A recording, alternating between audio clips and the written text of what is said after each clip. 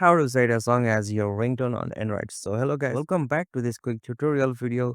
Today I will show you that how you can set a song as your ringtone on your Android phone. So let's get started.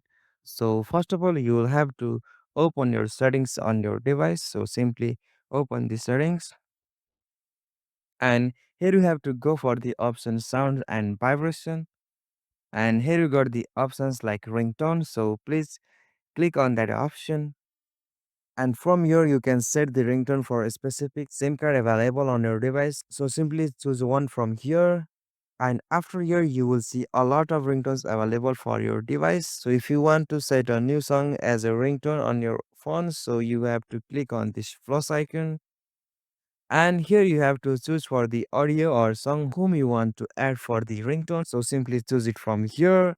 Like in my case, I have chosen this three music from here. Okay, so after adding your song on this section, you will have to back from here. So likewise, you can also set the any song or tune on your Android phone as your ringtone. So hope this video was helpful to you, and please don't forget to subscribe our YouTube channel for more short tutorial like this. Thank you for watching this video. Have a nice day.